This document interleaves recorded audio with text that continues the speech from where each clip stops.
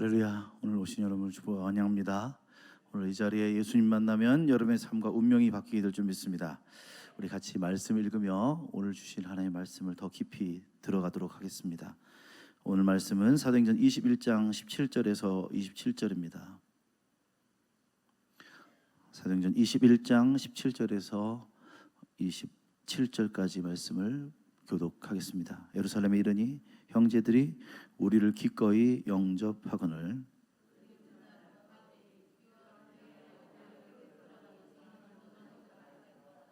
바울이 무난하고 하나님이 자기의 사역으로 말미암아 이방 가운데서 하신 일을 낱낱이 말하니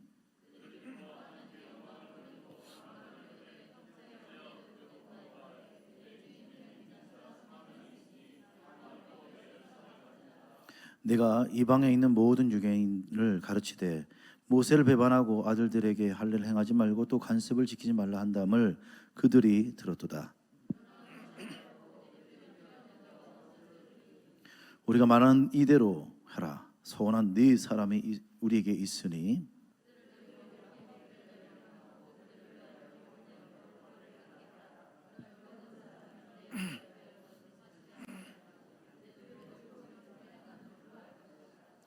주를 믿는 이방인에게는 우리가 우상의 제물과 피와 목매어 죽인 것과 음행을 피할 것을 결의하고 편지하였느니라.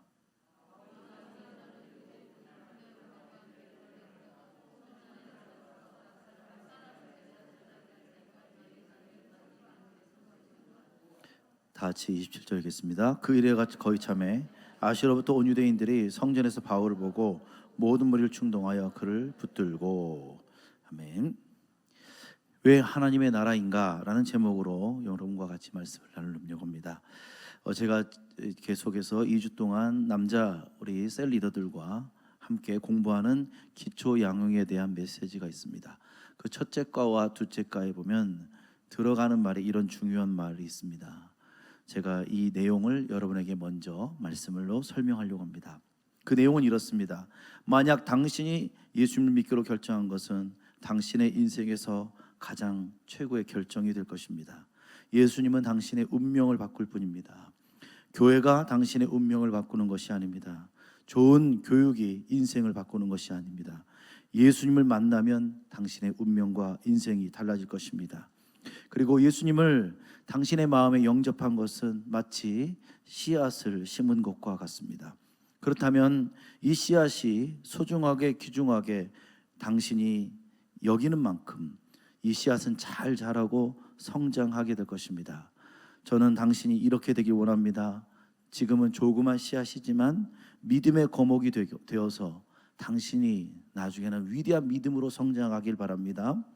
이 복음의 씨앗을 그래서 당신은 잘 보호하고 성장하도록 공급해주고 그리고 아껴야 될 책임이 있습니다. 문제는 당신이 이 씨앗이 당신에게 얼마나 가치 있는지를 결정하셔야 된다는 것입니다.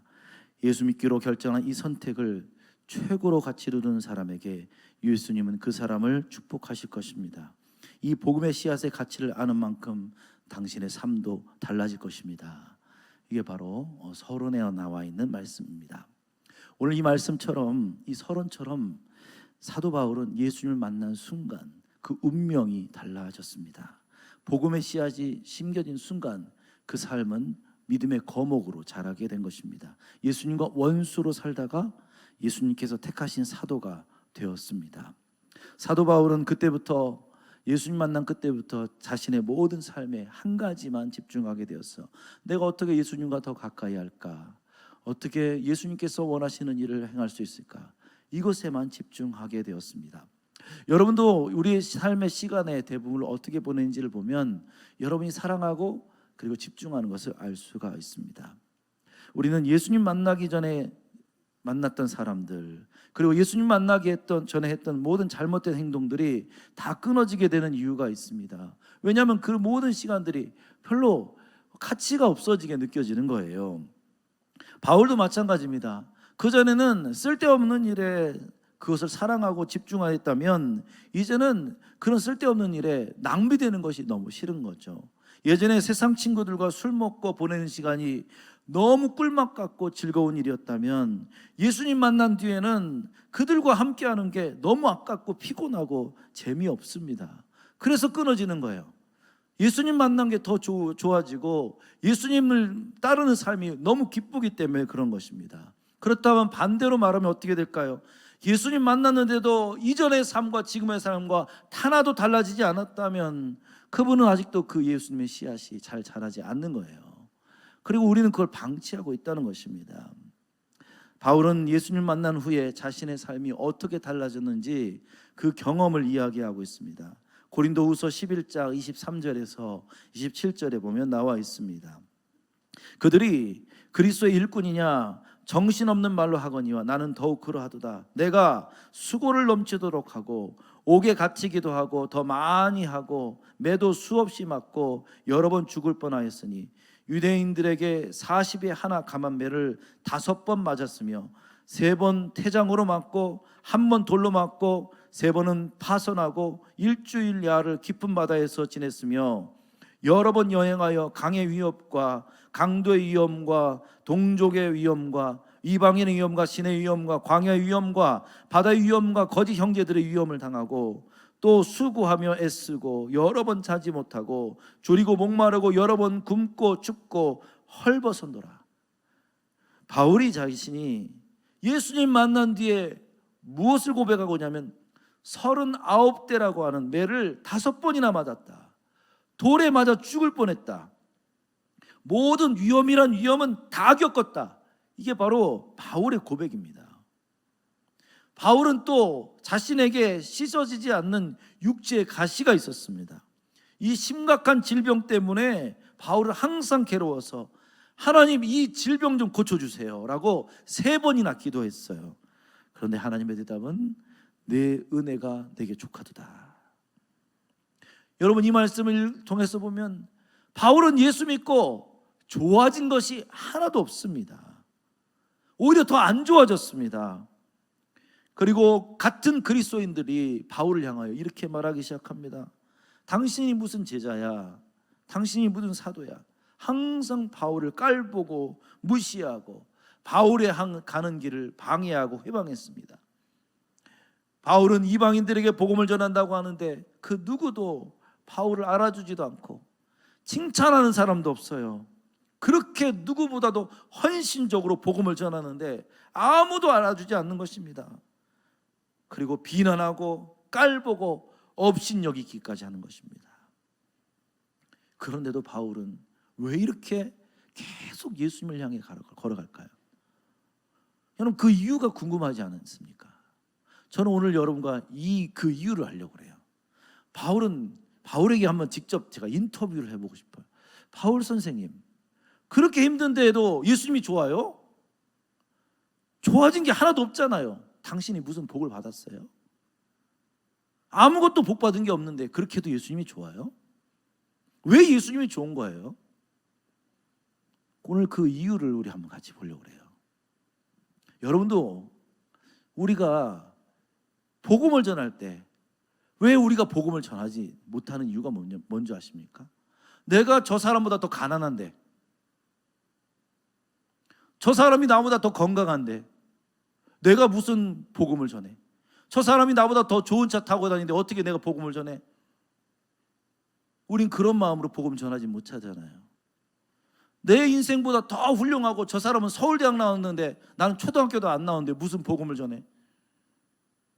우린 그런 마음으로 복음을 전하지 못하고 있지 않습니까? 오늘 바울과 같은 우리의 마음을 안다면 오늘 우리가 복음을 전할 이유를 분명히 깨달아야 된다는 거예요. 오늘 왜 우리가 복음을 전해야 될지 오늘 말씀을 통해서 보도록 하겠습니다. 사도 바울이 오늘 말씀에 보면 예루살렘에 가겠다라고 먼저 결정합니다. 그런데 이 예루살렘이라고 하는 곳은, 그 교회는 바울과 굉장히 갈등이 있던 교회였어요. 바울이 한 번은 가서 이방인에게 할례를 받지 않아도 그들에게 예수님을 믿었다라고 했을 때 거기 있던 많은 예루살렘 성도들과 제자들이 바울을 향하여 막 비난하기 시작했습니다. 일찍 일어나서 바울을 향해서 막 비난하고 공격을 했던 것입니다. 바울은 그래서 그곳에 가면 항상 상처가 있었죠. 그런데 바울은 성령님께서 계속 예루살렘으로 가라는 거예요. 그리고 또 성령님께서 분명히 알려주셨죠. 지난주에 성령님께서 바울에게 네가 그곳에 가면 아주 엄청난 환난을 당할 것이고 너는 유대인들에게 붙잡힘 받게 될 것이고 너는 다시는 아마 이제 그 성도들을 못 만날 거야. 이 소식을 듣게 되었고 예루살렘 에베소 교회뿐만 아니라 많은 교회 성도들이 바울이 예루살렘 가는 것을 눈물로 막았습니다. 그런데 바울은 절대로 예루살렘으로 가는 것을 흔들리지도 않았고 계속 갔다고 얘기하고 있어요. 20장 16절 말씀을 같이 한번 읽어보겠습니다.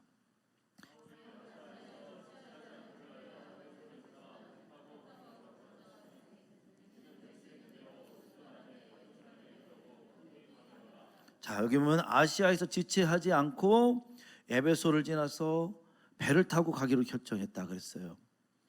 여러분 여기 그림을 한번 볼까요? 아시아라고 하는 곳이 있어요. 가운데 보면 아시아에서 저 밑에 예루살렘까지 가려면 아주 수백 킬로가 됩니다. 아마 거의 1000킬로가량 될 수도 있죠.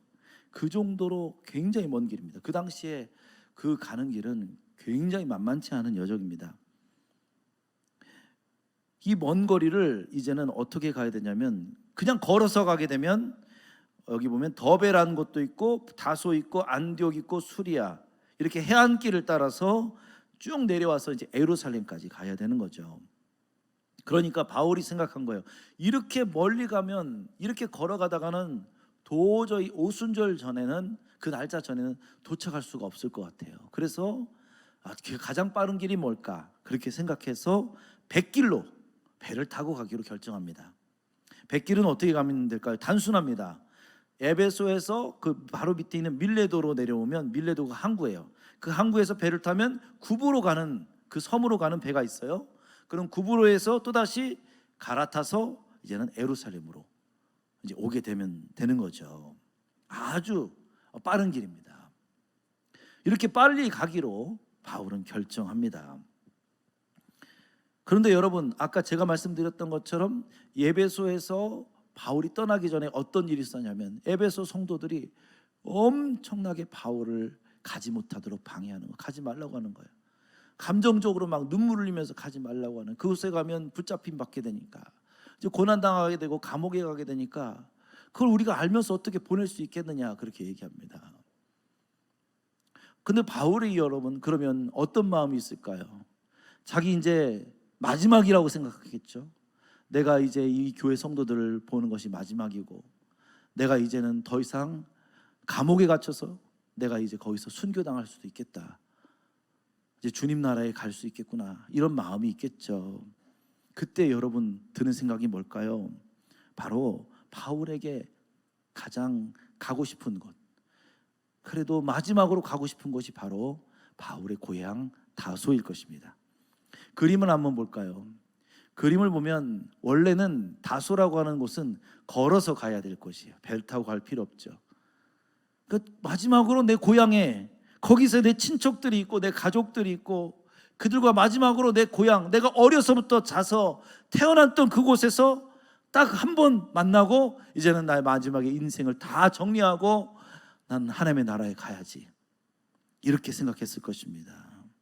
그런데 바울은 다소로 가지 않고 곧바로 배를 타고 예루살렘으로 갔어요. 여러분 이것은 바로 바울이 어떤 사사로운 것에 자기 마음을 빼앗기지 않는다는 것을 보여주는 것입니다. 그리고 이제는 배를 타고 예루살렘으로 도착하게 됩니다. 그리고 예루살렘에 도착하자마자 거기에서 있는 많은 교회 장로님들과 야고보, 그 예수님의 제자를 만나게 됩니다. 그리고 그 하루 쉬었다가 그 다음 날 예루살렘 교회로 가게 됩니다. 그리고 예루살렘 교회 가서 이 성도들이 딱 있는 거예요. 그러니까 그 야고보 목사님께서 말씀하는 거죠. 와, 오늘은 특별 초청 강사가 오셨으니까 우리 바울 사도의 한번 간증을 듣고 말씀 한번 들어보자. 이제 그렇게 특별 집회가 이제 결정이 된 겁니다. 야, 바울 사도가 왔다. 도대체 무슨 일이 일어난지 우리 한번 그분의 간증을 한번 들어보자. 그 간증 집회가 일어나게 되었습니다. 바울은 사실은 이것 때문에 예루살렘에 빨리 오고 싶었어요. 내가 그동안 얼마나 많은 고초 가운데 복음을 전했지만 하나님께서는 나에게 많은 수많은 열매들을 허락하셔서 이방인들 가운데서도 교회를 세우게 하셨고 성령의 인도 따라서 하나님의 나라를 확장시켰다, 이 사실을 그들에게 막 자랑하고 싶고 간증하고 싶은 거예요. 그래서 빨리 예루살렘으로 지체하지 않고 가게 된 것입니다.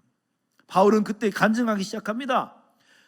그리고 여기에 보면 여러분들이 바로 예루살렘 성도들이에요. 여기는 우리 야고보 목사님도 계시고, 여기는 우리 베드로 목사님도 계시고, 가령 그렇다고 생각하십시다. 그리고 여기에는 우리 많은 장로님들도 계십니다. 그래서 바울은 그때 막 힘있게 간증합니다. 하나님께서 나에게 엄청난 놀라운 일을 허락하셨습니다. 막 눈물을 흘리면서, 야, 하나님께서 얼마나 나에게 기쁜 역사를 주셨는지 당신들은 상상하지 못할 것입니다.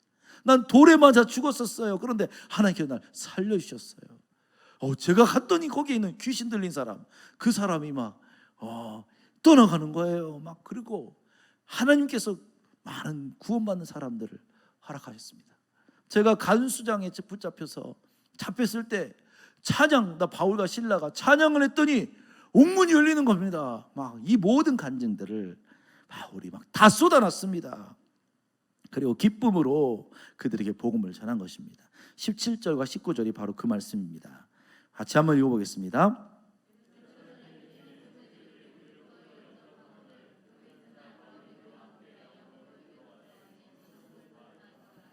자, 이렇게 막 너무너무 기뻐가지고 막 그들에게 이렇게 해서 막 복음을 전했는데, 성도들의 얼굴 보니까 막 여러분의 얼굴과 똑같은 거예요. 너무 어두워요. 여러분 옆에 분의 한번 얼굴을 보십시오. 여러분의 얼굴과 똑같아요. 그 당시에 예루살렘 교회 성도들이 이렇게 하고 있는 거예요. 아멘도 안 하고, 그리고 기뻐하지도 않고, 감동도 없고, 그렇게 열정적으로 바울 목사님의 간증이 오는데 가만히 있는 겁니다.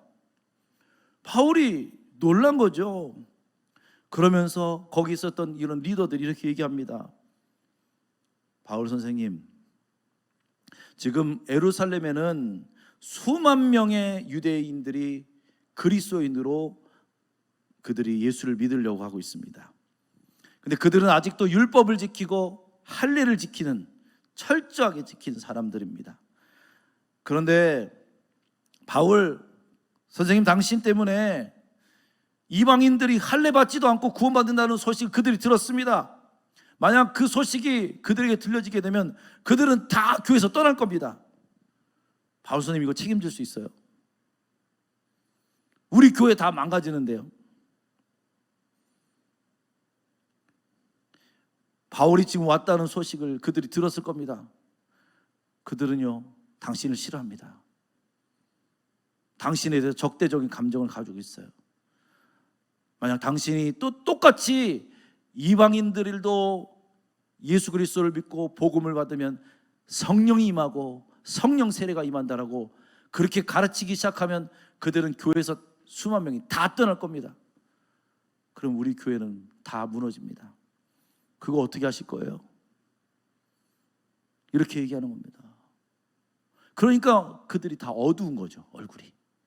바울은 막 복음을 전했다고 얘기하는데 그들이 어두운 이유가 바로 그것이에요. 바울은 마게도냐, 안디옥, 많은 사람들의 주님의 복음을 전하려고 기뻐함으로 이렇게 지체하지 않고 예루살렘 와서 복음을 전하고 이렇게 방방 뛰면서 기쁨으로 눈물로 전했는데, 오히려 그들의 삶의 모든 얼굴들은 냉소적이고 냉랭하고 오히려 차가운 것입니다. 그러면서 바울에게 이렇게 얘기합니다. 이 문제를 해결할 길을 내가 알려줄게요. 당신만이 해결할 수 있어요. 그게 바로 23절과 24절입니다. 제가 읽어보겠습니다. 우리가 말하는 이대로 행하라. 서원한 네 사람이 있으니 그들을 데리고 함께 결례를 행하고 그들을 위하여 비용을 내어 머리를 깎게 하라. 그러면 모든 사람이 그대에 대하여 들은 것이 사실이 아니고 그대도 율법을 지켜 행하는 줄을 알 것이니라. 이대로 행하라, 이렇게 얘기합니다. 이 말은 뭐냐면 바울 당신이 정말 율법을 철저히 지키는 사람인 것을 그들에게 보여줘라. 그러면 그들이 안심하고 이제부터는 당신을 비난하지 않을 거고 우리 유대인들이 교회에서 떠나지 않을 것이다. 여러분, 이 말을 더 깊이 말하면 무슨 말씀이냐면요, 바울 당신이 그동안 모든 복음 사역했던 것들이 다 잘못되었다라고 유대인들에게 가서 시인하라는 거예요. 바울이 그동안 성령의 인도 따라서 갔던 모든 전도적 사명, 이것을 다 잘못됐다라고 그들에게 고백하라는 것입니다. 여러분 이것이 가능할까요? 바울은 그동안 이것만 위해서 살았고, 이것을 위해서 살았고, 이것 때문에 생명까지 버릴 뻔했던 사람인데 이것이 잘못됐다라고 얘기하라는 거예요. 당신이 지금 잘못됐다, 이것을 얘기하면 유대인들이 떠나지 않을 거고 그들이 계속 교회에 남을 것이다. 여러분, 이게 바로 바울이 지금 모든 것이 무너지는 상황이라는 겁니다. 자신에게 있었던 모든 그동안 했던 일들이 다 완벽하게 무너지는 것입니다. 바울은 얼마나 서운했을까요? 나는 이렇게 예수님을 위해서 살았다고 하는데 그들은 아무도 알아주지도 않고요, 그들은 오히려 나한테 잘못을 시인하라는 겁니다. 억울하지 않겠습니까? 39번의 매를 5번이나 맞으면서 그 죽을 위기를 넘기고, 이 고질적 질병, 하나님께서도 고쳐주지 않은 그 질병으로 여행을 포기하려고 했지만 또다시 일어나서 복음을 들고 저 산을 넘고 위험한 곳을 지나가서 저 하나님의 나라를 향해서 걸어갔던 그 모든 어려운 여정들, 모든 일들을 그들은 잘못됐다라고 얘기를 하는 겁니다. 당신이 잘못됐다. 여러분, 바울은 너무 기뻐서 그곳에 갔는데 그들은 바울을 향하여 찬물을 끼얹는 것입니다. 그것도 성령께서 그렇게 강력하게 역사하셨던 예루살렘 교회 성도들이 그렇게 얘기하는 것입니다. 야고보와 그 성도들은 이렇게 얘기합니다. 바울 선생, 당신이 전한 복음 때문에 수많은 유대인들이 오히려 복음을 버리게 되었습니다. 그러니까 당신만 바뀌면 됩니다. 그래서 이제부터 바울 선생 당신이 전하는 할례가 없어도 구원받는 이 말을 유대인들 앞에 가서 내가 잘못했다고 부인하십시오, 이렇게 얘기하는 겁니다. 여러분, 자존심 상하지 않겠어요? 여러분에게 이런 일이 한번 있었습니까? 나는 정말 예수님을 정말 믿는다고 했는데 갑자기 가족들이 결정한 거예요. 엄마만 돌아오면 우리 가족은 행복할 거야. 엄마가 예수 믿기 때문에 우리 가족은 불행한 거야. 엄마 때문에 우리 가족이 불행해지고 맨날 싸움이 일어나고 갈등이 일어나는 거야. 남편이 그렇게 얘기할 수 있지 않겠습니까? 당신만 바뀌면, 당신만 마음만 고쳐먹으면 우리 가족들 다 편안해. 그거 제사 한번 드리면 어때? 괜찮잖아. 제사 그냥 한번 절해. 그냥 눈 감고 그러면 우리 가족 다 편안해져. 여러분, 이런 것과 똑같은 거예요. 여러분, 그런데 바울이 올바른 길을 가지 않은 것일까요? 그렇지 않아요. 예루살렘과 온 유대와 사마리아와 땅끝까지 이르러 이 복음을 전하려고 했던 유일한 사도는 사실은 바울이밖에 없었어요. 예루살렘은 그저 예루살렘에 남아서 유대인들에게 주님의 복음을 전하고 유대인들의 비위가 상할까 봐, 그들이 획 마음을 돌아설까 봐, 그들이 교회에서 떠날까 봐 항상 전전긍긍하던 그런 사람들이었어요. 그런데 예루살렘 교회는 오히려 바울을 향하여 잘못됐다고 얘기하고 유대인들에게 잘못됐다고 비를 하고 얘기하는 것입니다. 여러분, 바울이 이것 때문에 그동안 그렇게 수많은 환난과 고난을 당했습니까? 바울은 오직 하나님의 나라, 하나님의 복음, 이 복음을 위해서 그는 평생을 살았던 사람이에요. 하나님께서 기뻐하시는 일만을 위해서 자랑스럽게 어떤 상황이 오더라도 나는 복음을 전하는 사도야 라고 하며 어떤 왕 앞에서도 두려워하지 않고 어떤 권력자 앞에서도 복음을 담대히 전했던 사람이라는 겁니다. 그런데 예루살렘 교회는 이렇게 얘기합니다. 당신이 잘못됐어. 그리고 더군다나 더 나아가서 예루살렘 교회는 뭐라고 하냐면요, 바울이 그 당시에 개척했던 이방인 교회들 있잖아요. 그 교회들에게 다 편지를 이미 보내버렸어요. 어떤 편지를 보냈는지 한번 볼까요? 25절입니다. 다 같이 읽어보겠습니다. 25절.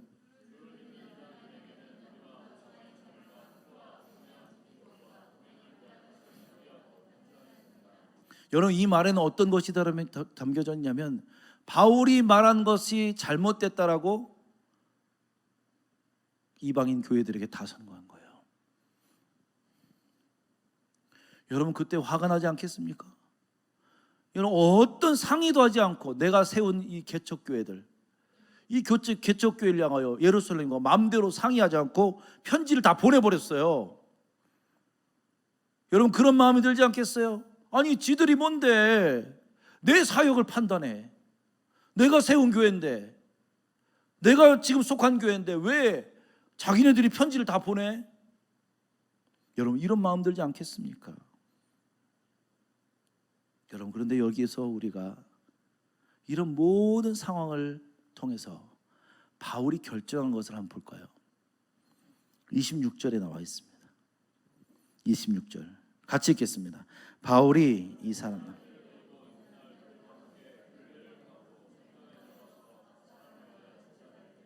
결례 기간이 만기는 신고하니라. 자, 여러분, 이게 어떤 거냐면요, 예루살렘 교회가 시키는 대로 다 한 거예요. 아무 소리도 안 해요. 어떤 자기 소리도 내지 않아요. 예루살렘 교회가 시키는 대로 다 하는 겁니다.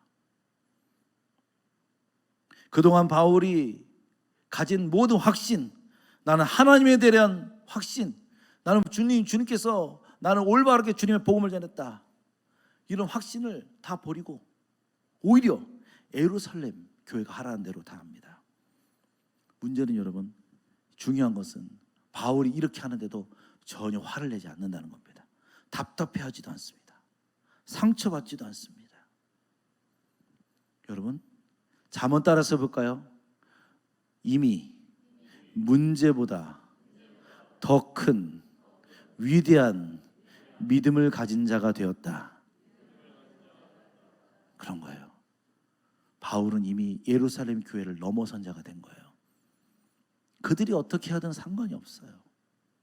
오늘 여러분이 우리가 왜 힘들어하는 이유가 무엇입니까? 문제를 해결하려고 우리는 기도에 힘쓴다는 거예요. 하나님, 이 문제만 해결해 주세요, 이것만 처리해 주세요라고 우리 항상 기도해요. 그런데 우리는 문제가 해결되면 기뻐하죠. 근데 또 문제가 오면 또 기도합니다. 하나님, 이 문제만 해결해 주세요라고 얘기합니다. 근데 여러분, 하나님께서 원하시는 방향은 뭔지 아세요? 그 문제보다 여러분이 더 큰 사람이 되길 원하신다는 겁니다. 여러분이 그 문제를 넘어서는 사람, 위대한 믿음을 가진 자가 되길 원하신다는 겁니다.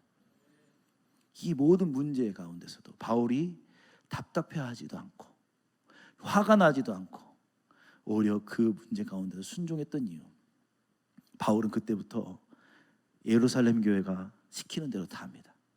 자, 우리 유대인들을 다 만나러 다니 일주일 동안 유대인들을 그 회당에서 만나고 다니면서 제가 잘못했습니다. 제가 잘못했습니다. 제가 실수했습니다. 제가 할례를 받지 않고서도 구원받는다고 했던 사람입니다. 제가 잘못했습니다. 그러면서 다 그들에게 자기의 죄의 고백을 하고 자기 실수를 고백하고 있습니다.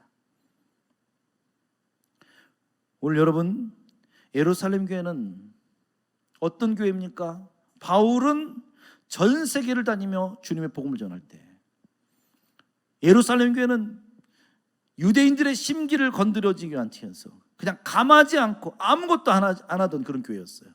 그들은 이방인에게 대해서 하나도 복음을 전하지 않았어요. 오직 유대인들에게 복음만 전하고 마음이 불편한 이것만 신경 썼던 사람이라는 것입니다. 그런데 여러분, 바울은 하나님의 나라에 속한 사람이라는 거예요. 그들은 계속 그렇게 좁은 예루살렘 안에서만 복음을 전할 때 이미 바울은 하나님의 나라와 전 세계를 통치하는 하나님의 권위 가운데 있던 사람, 예루살렘이 품지 못하는 위대한 사람이 되어 있었다는 겁니다. 바울은 누가 옳고 누가 그르냐 중요하지 않아요. 그들이 나를 향해서 비난해도 괜찮아요. 이미 바울은 누구도 범접할 수 없는 위대한 꿈을 가진 사람으로 변해 있어요. 그러니까 아무리 유대인들과 많은 사람들이 고난하고 공격해도 이제는 더 이상 흔들리지 않는 너무 엄청난 믿음의 거목이 된 것입니다. 원래 바울은 다혈질의 사람입니다. 불의를 보면 못 참는 사람입니다. 그런데 바울은 지금 그렇지 않습니다. 바울이 왜 이렇게 달라졌을까요? 하나님의 나라의 비전을 소유했기 때문입니다. 그리고 예루살렘 교회가 하라는 대로 다 행했습니다. 예루살렘 교회가 명령한 대로 다 행했습니다. 그들이 달라지지 않더라도 상관없어요. 유대인들이 내 말에 듣지 않아도 괜찮아요. 그들이 잘못됐다고 계속 바울 향해서 공격해도 괜찮아요. 바울은 너무너무 위대한 사람이 된 거예요. 자, 오늘 여러분, 우리 음파교회와 우리 음파교회 성도들이 오늘 가져야 될 믿음이라는 겁니다. 뛰어넘는 자가 되라는 겁니다. 이 세상이 감당하지 못할 사람이 되라는 겁니다. 그 위대한 믿음을 여러분이 소유해야 된다는 겁니다. 오늘 바울이 일주일 동안 여기 쫓아다니면서 제가 잘못했어요. 제가 실수했어요. 모든 나의 석이 다 허물어지고 그리고 나의 모든 기반들이 다 무너진다 할지라도 바울은 하나님의 나라에 대한 꿈의 비전을 가진 사람이라는 거예요. 여러분, 한번 말씀드려볼까요? 이제는 땅의 사람이 아니라 하늘에 속한 자가 된 것입니다. 한번 따라하세요. 나는 하늘에 속한 자이다. 아멘이십니까? 저는 그렇게 되길 원합니다. 우리 음파교회가 하늘에 속한 교회가 되길 바랍니다. 땅의 일 때문에 고민하지 아니하고 오직 하나님의 나라를 위해서 살아가길 간절히 바랍니다. 여러분, 그런데 바울이 이렇게 노력을 했어요.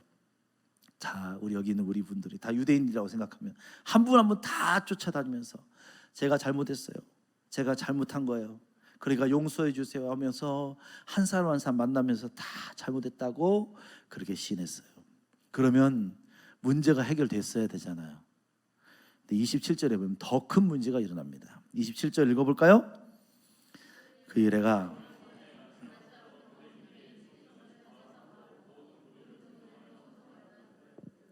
자, 그렇게 일주일 동안 노력해서 이 사람 만나고 다니고 저 사람 만나고 다니고 내가 잘못했습니다. 또 고개 숙이고 또 고개 숙이고 일주일 동안 정말 예루살렘 교회가 하라는 대로 다 했어요. 그래서 이제는 예루살렘 교회에서 바울에게 한 모든 명들이 다 되면 잘 돼야 되잖아요. 이제 유대인들이 마음이 돌아서야 되지 않습니까? 그런데 오늘 말씀에 보면 유대인들이 돌아서지 않은 거예요. 하나도. 오히려 여기 보면 충동하여 그를 붙들었다. 그리고 붙잡았다라고 표현하고 있습니다. 자, 이때가 더 중요합니다. 사실은 내가 원하는 대로 안 되었을 때 그때가 더 중요합니다. 성도들의 신앙의 태도의 종류에 따라서 세 종류로 나눌 수가 있습니다.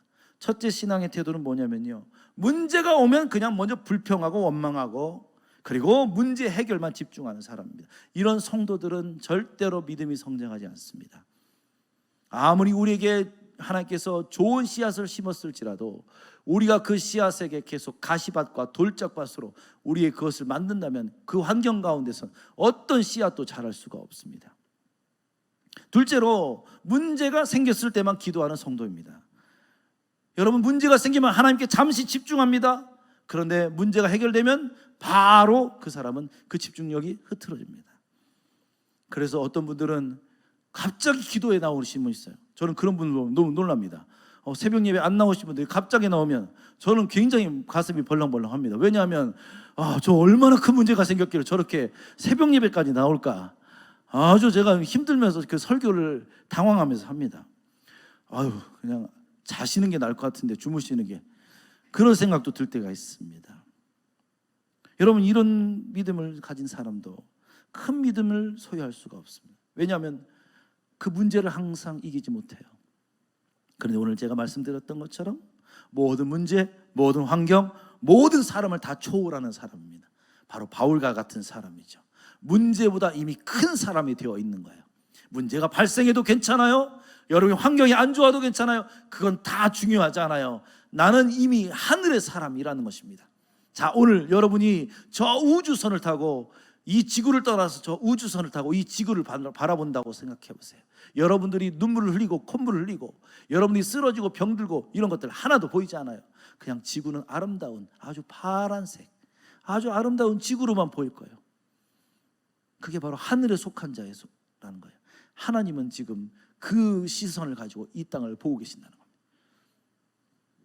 이미 문제를 넘어서서 하나님과 같은 시각을 가진 자가 바로 바울이라는 것입니다. 자기가 원하는 대로 뜻대로 안 돼도 괜찮아요. 모든 것에는 하나님의 나라가 지금도 이루어지고 있다는 거예요. 내가 이 세상에서 생명을 잃고 죽어도 괜찮아요. 하나님의 나라는 계속 이루어지고 있어요. 내가 손해를 봐도 괜찮아요. 내가 건강을 잃어도 괜찮아요. 하나님의 나라는 계속 이루어지고 있어요. 그게 바로 바울의 믿음이라는 것입니다. 모든 것들이 다 어그러지면 어떻습니까? 내가 원하는 대로 안 되면 어떻습니까? 그런데 하나님의 나라의 신뢰는 절대로 흔들리지 않아요. 이것이 바로 위대한 믿음을 가진 자입니다. 오늘 여러분에게 이런 믿음이 요구됩니다. 상황과 환경과 내 삶의 모든 불합리하고 그리고 모든 것에서 내 뜻대로 안 될지라도, 심지어 하나님께서 나를 버리실지라도 바울은 흔들리지 않습니다. 바울은 땅의 사람이 아니라 하나님의 나라에 속한 자이기 때문이었습니다. 그게 바로 여러분이 전도할 이유예요. 아시겠어요? 우리가 전도하는 이유는 땅의 축복으로 전도하는 게 아니에요. 하늘에 속해 있는 자이기 때문에 전도하는 것입니다. 그래서 가난해도 우리는 부자에게 전도할 수 있는 거고, 나는 지금 병들었어도 우리는 건강한 사람에게 복음을 전할 수 있는 거예요. 여러분의 집이 작아도 100평짜리 집을 가진 사람에게 복음을 전할 수 있어요. 왜냐하면 그 사람은 땅에 속한 자고 나는 하늘에 속한 자이기 때문에 그 시민권을 가지고 우리가 복음을 전하는 것입니다. 이 영적 자부심이 바울에게 있었다는 것입니다. 오늘 여러분 이 자부심 가지고 계십니까? 오늘 여러분 이 자부심은 너무나도 기본적인 자부심이에요. 근데 우리는 항상 잊고 잊어버리는 자부심입니다. 바울이 그런 믿음을 가졌을 때 어떤 환경과 어떤 어려움 가운데서도 흔들리지 않고 갈 수 있었다는 거예요. 자, 그러면 오늘 이제 기도할 겁니다. 오늘 여러분 이 한 번의 예배로 여러분의 삶은 달라지지 않습니다. 왜냐하면요, 이제 이 예배를 드렸다는 것이 중요한 것이 아니라 여러분 이제 내일 이 삶에서 결정하는 태도에 따라서 여러분이 결정됩니다. 믿음은 성장합니다. 내일 여러분 가셔서 회사에 가셔서 어려운 일 당하고 문제 생겼을 때 나는 땅의 사람이 아니야, 하늘에 속한 자야. 그 고백부터 먼저 하십시오. 아멘이십니까? 여러분이 지금 뭔가 풀리지 않은 문제가 있을 때 그때 그렇게 얘기하세요. 나는 땅에 속한 자가 아니야, 하늘에 속한 자야. 하나님이 나와 함께 하시고 나는 하나님의 나라의 사람이야. 고백하십시오. 그것이 여러분의 삶에 놀라운 역사가 일어나게 될 줄 믿습니다. 우리 다 일어서시겠습니다.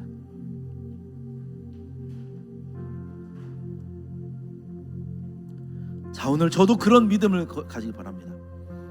우리 음파교회가 이 지역을 이끄는 위대한 믿음을 소유한 사람들로 가득 차길 바랍니다. 오늘 여러분이 이 가정을 일으킬 수 있는, 여러분의 삶을 일으킬 수 있는 위대한 비밀은 나는 땅에 속한 자가 아니야, 하늘에 속한 자야. 이 믿음을 가지고 승리하시기 바랍니다. 우리 한번 기도하십시다. 오늘 하나님, 내가 그동안 땅의 일만 생각했었습니다. 땅의 일을 향하여서 내가 집중했었습니다. 그러나 이제 하나님의 나라를 향해서 집중하겠습니다. 주여 나에게 성령으로 기름 부어 주시옵소서. 우리 다 같이 기도하겠습니다. 주여 사스 역사